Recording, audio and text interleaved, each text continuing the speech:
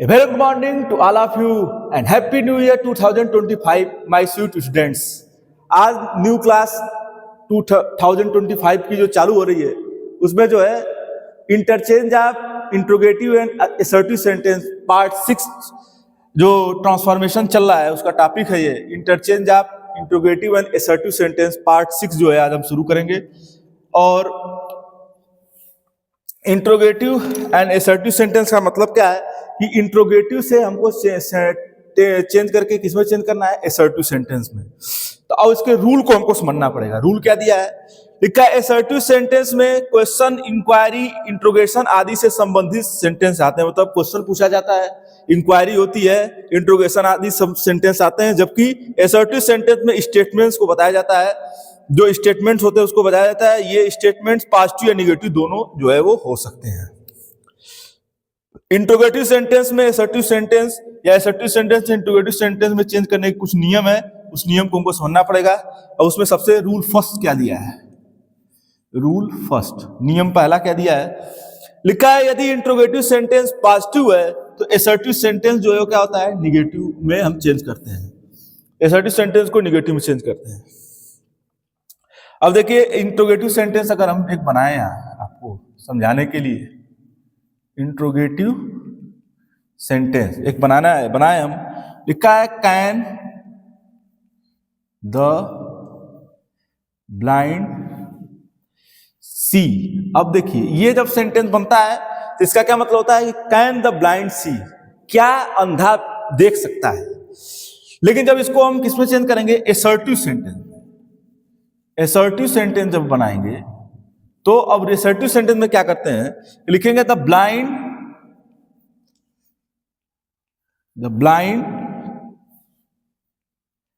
Can not सी। ये जो है क्या हो जाएगा, अफर्मेटिव सेंटेंस है, असर्टिव सेंटेंस बोल सकते हैं। अफर्मेटिव सेंटेंस असर्टिव एक ही होता है। तो ये इंट्रोगेटिव सेंटेंस था, कैन द ब्लाइंड सी, क्या अंधा व्यक्ति या अंधा देख सकता है, तो प्रश्न पूछा गया। लेकिन जब ने इस असर्टिव सेंटेंस बनाया, लिखा द ब्लाइंड कैन नॉट सी, जो अंधा व्यक्ति है वो देख नहीं सकता है। जो कि असर्टिव सेंटेंस इसके हिसाब से हम बनाए तब ये असर्टिव है, तो निगेटिव है, लेकिन इसके हिसाब से जब ये बनाएंगे कि क्या अंधा व्यक्ति देख सकता है, तो इसके हिसाब से तो यही होगा कि अंधा व्यक्ति नहीं देख सकता है। तो ये इसका जो है इंट्रोगेटिव का असर्टिव यही होगा कि अंधा व्यक्ति देख नहीं सकता है। ये जो था जो है अफर्मेटिव सेंटेंस को ये जो है मान रहा है, ये असर्टिव सेंटेंस अफर्मेटिव सेंटेंस जो है ये बन गया है। ये रूल फर्स्ट है। अब रूल सेकंड आपको समझना है। सेकंड रूल क्या दिया है, सेकंड रूल है इंट्रोगेटिव सेंटेंस के निगेटिव होने पर असर्टिव सेंटेंस जो है वो तो पॉजिटिव होगा। ये बताया जा रहा है कि जो है वो पॉजिटिव होगा। अब देखिए क्या दिया है, इंट्रोगेटिव सेंटेंस अगर हम बनाएंगे, शॉर्ट फॉर्म में मैं लिख दे रहा हूं यहां। इंट्रोगेटिव सेंटेंस लिखा है does not mother loves her children. ये हो गया, क्वेश्चन मार्क लगाएंगे।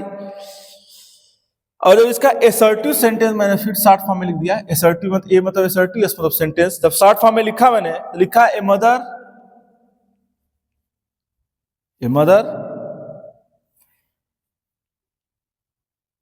Loves her children.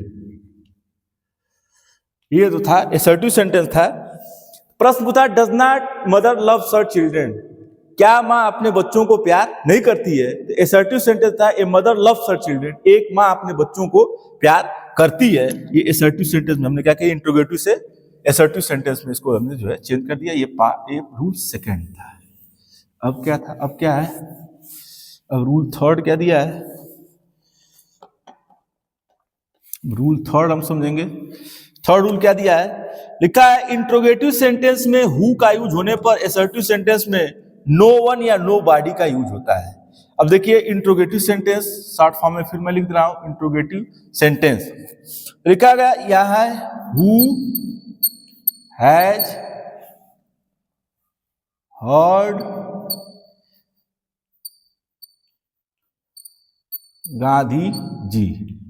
Who has heard of Gandhi ji, ये हो जाएगा। जब इसको इंट्रोगेटिव सेंटेंस को हम किस में चेंज करेंगे? निगेटिव में। तो निगेटिव में जब चेंज करेंगे इसका मतलब ये लिखेंगे कि भाई नकारात्मक वाक्य है, तो लिखेंगे कि नो बॉडी हैज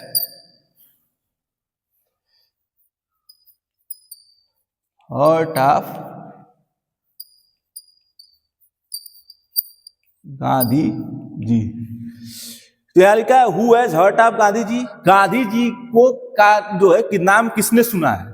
तो यहाँ पर लिखेंगे nobody has heard of Gandhi ji, मतलब गांधी जी का नाम जो है किसी ने नहीं सुना है। तो नो बॉडी जब कर देते हैं तो क्या हो जाता है? ये निगेटिव सेंटेंस हो जाता है कि गांधी जी का नाम जो है वो किसी ने नहीं सुना है। और जब इंट्रोगेटिव सेंटेंस का प्रश्न पूछ रहा था कि who has heard of Gandhi ji, Gandhi ji का नाम किसने सुना है, तो इंट्रोगेटिव निगेटिव सेंटेंस में कि nobody has heard of Gandhi ji, Gandhi ji का नाम जो है वो किसी ने नहीं सुना है।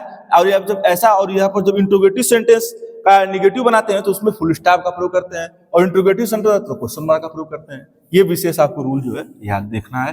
ये रूल थर्ड है। अगला रूल क्या दिया है? रूल फोर्थ आप देखेंगे। रूल 4 क्या दिया है? हु से शुरू होने वाले, हु मतलब होता है कौन, से शुरू होने वाले इंट्रोगेटिव सेंटेंस यदि निगेटिव है, अगर नकारात्मक है, तो एसर्टिव सेंटेंस एवरीवन या एवरीबॉडी से स्टार्ट होगा। अब जैसे एक सेंटेंस बनाए हम इंट्रोगेटिव सेंटेंस, या शॉर्ट फॉर्म में मैंने लिख दिया है, लिखा है इंट्रोगेटिव सेंटेंस मतलब क्या होता है? प्रश्नवाचक। Who was not playing the match. अब यह क्वेश्चन मार्क है, who was not playing the match, कौन मैच नहीं खेल रहा था, ये प्रश्न पूछ रहा है।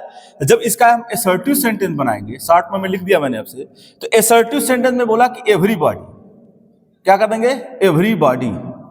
Everybody was playing the match.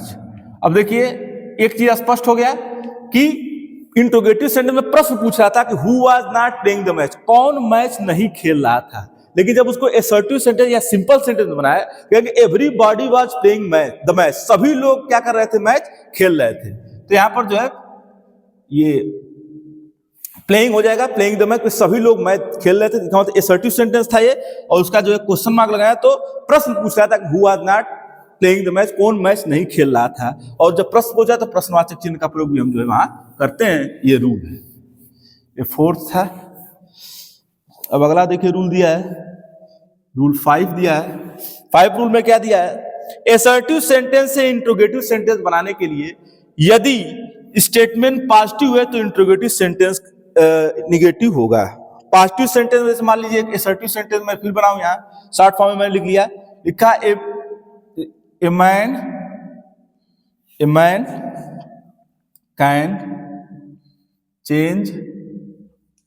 man can change his attitude।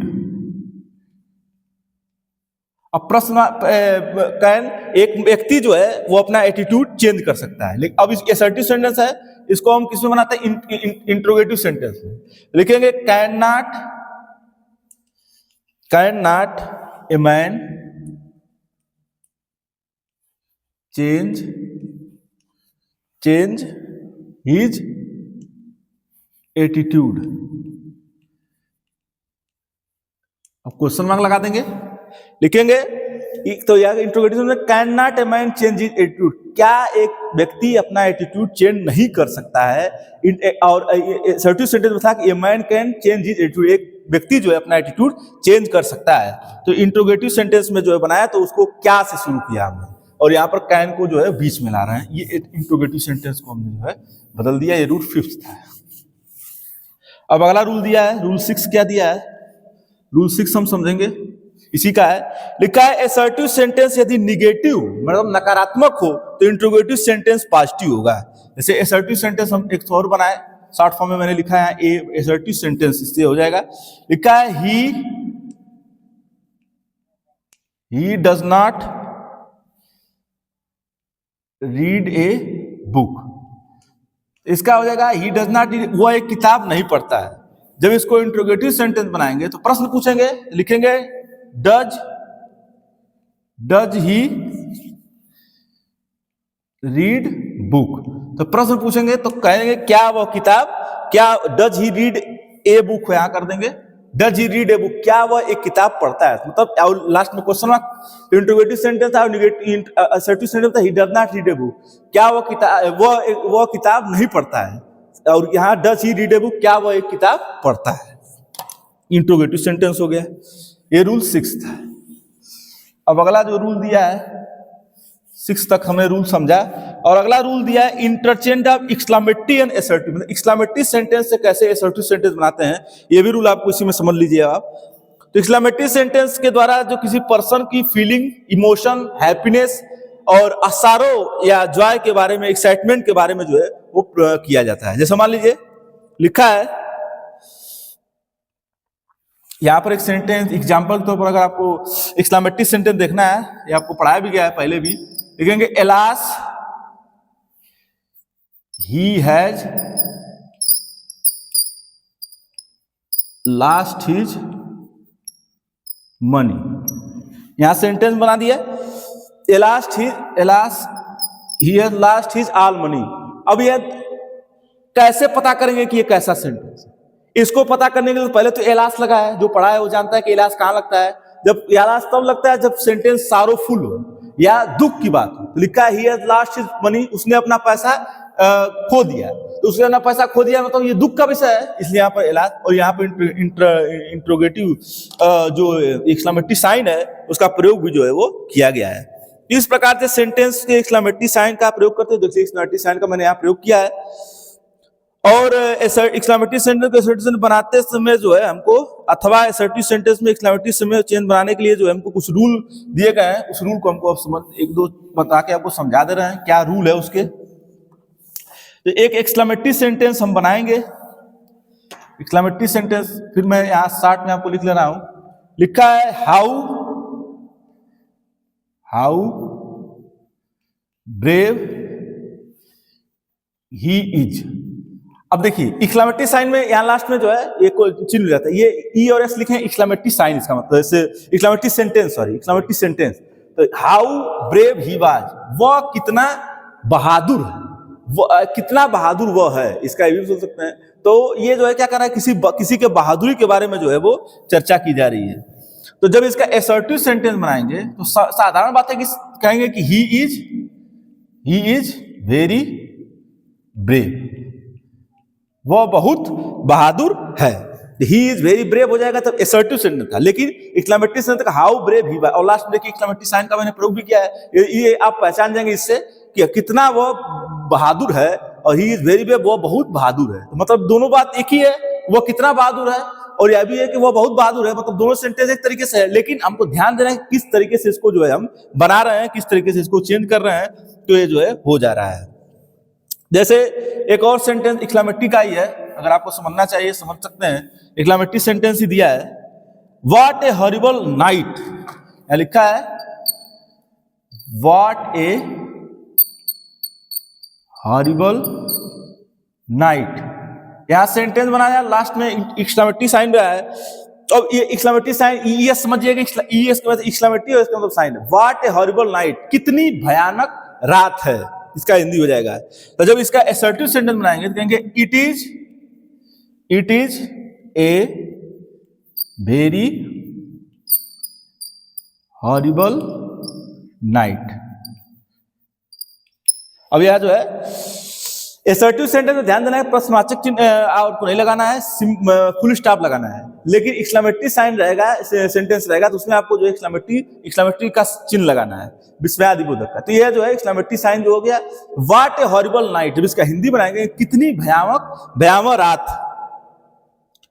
कितनी भयावह रात है। और जब इसका असर्टिव बनाए तो it is a very horrible night, यह बहुत जो है भयावह रात है। और इट का प्रयोग आप जानते हैं कि कब करते हैं, जब सेंटेंस जो है वो बोल सकते हैं कि it is a very horrible night का जब प्रयोग करते हैं तो इसका कोई मतलब तो नहीं होता है, इंट्रोडक्टर होता है, लेकिन इसका प्रयोग जो है हमेशा जो है वो बेजान वस्तु के लिए करते हैं। तो यहाँ पर प्रयोग इट के लिए किया जाएगा। तो it is a very horrible night. तो इसको हमने जो है क्या किया, एक्सक्लामेटरी सेंटेंस को असर्टिव सेंटेंस में परिवर्तन करके इसको जो है हमने बना दिया। तो ये जो था आपको जो है कुछ इस एक्सक्लेमेटरी साइन से असर्टिव सेंटेंस मैंने चेंज करके आपको बताया, समझाया और रूल उसका जो है बताने की मैं कोशिश की कैसे इसको हम चेंज करते हैं, कैसे इसको हम जो है बनाते हैं। अब जो है नेक्स्ट पार्ट में जो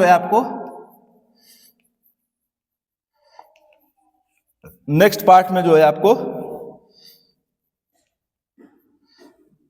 conversion of simple sentence into compound sentence. Short form में लिख दिया मैंने, simple sentence to compound sentence में आपको जो है कन्वर्जन करने का जो है तरीका जो है नेक्स्ट पार्ट में बताया जाएगा कि कैसे सिंपल सेंटेंस से compound sentence, CS compound sentence, S simple sentence से कंपाउंड सेंटेंस में कैसे चेंज करते हैं, ये आपको जो है अब नेक्स्ट पार्ट में जो है बताया जाएगा। आज आपका जो है ये जो है पार्ट 6 जो है खत्म हो गया। अगले जो है जो पार्ट चलेगा ट्रांसफॉर्मेशन का, तो उसमें जो है आपको सिंपल सेंटेंस से कंपाउंड सेंटेंस परिवर्तन करने के रूल जो है बताए जाएंगे। क्या रूल होता है, क्या उसके रूल है, ये जो है आपको बता दिया जाएगा और जब बता के जो है आपको समझा दिया जाएगा नेक्स्ट पार्ट में। फिलहाल आपका जो है टॉपिक खत्म हुआ है। संडे स्पेशल क्लासेस के लिए मेरे यूट्यूब चैनल को लाइक करें, फॉलो करें, सब्सक्राइब करें तथा अधिक से लोगों को मेरे चैनल के बारे में जानकारी देकर जागरूक करें। Thanks to all of you.